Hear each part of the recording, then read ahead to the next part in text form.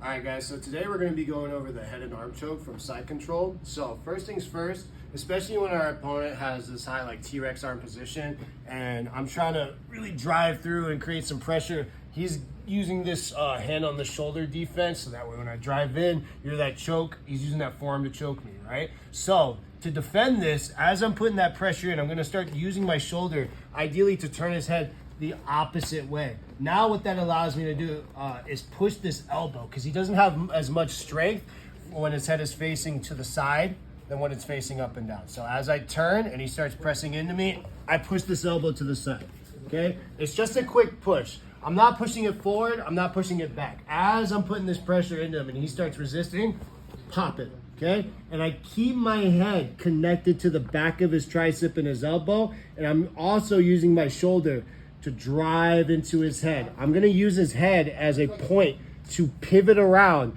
to get into this head and arm position. Now, I like to connect my hands here and keep the hand that's underneath his neck facing palm down. I'm gonna use my gable grip. And now if I hold on to this gable grip too much, he's gonna have an opportunity to roll me over. So I really just like to use, like I said, that head as a pivot point. So as I start to make this knee slice position, I have much more balance now that I'm driving on his head versus focusing on driving towards the grip, okay? So now when I make this knee slice position, I want to drive over, never step over. Anytime I step over my opponent to advance to the mount, they have an opportunity to trap my leg, and that's a whole world of problems, okay? So just use your shin, slide across their hip, okay? Now, as my knee touches the other side of his hip, I need to drive my shoulder forward into his head, so that way it makes it easy to pick this heel up and slide all the way off into the mount. Now, you can pick up his shoulder and slide into this rear naked choke position, get your figure four squeeze. You can get the tap from here,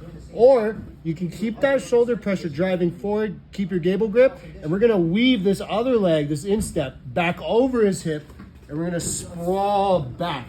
Let that knee and that shin slide back down, okay? And I'm still driving my shoulder into this pivot point where his head is, okay? So that way I'm much more balanced. Now, when I sprawl back, a lot of guys really focus just on the squeeze here, okay? This isn't where the choke is gonna come from. The choke comes from me pushing my head into his tricep, pulling my bicep towards my head, and then dipping my shoulder into the mat. So as I sprawl back, this grip becomes tighter, and all I have to do is dip my shoulder down, all right? So without my partner, Mr. Elton, it's like I'm in an army crawl position. I have my gable grip. All I'm gonna do, touch my shoulder to the mat.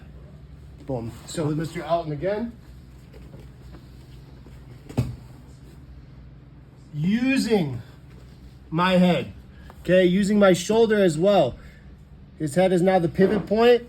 Sprawl, okay? I'm squeezing here, but I'm keeping full connection. You can see there's no disconnect between my ear all the way to my bicep on this side. Now all I have to do is dip my shoulder, touch my shoulder to the mat.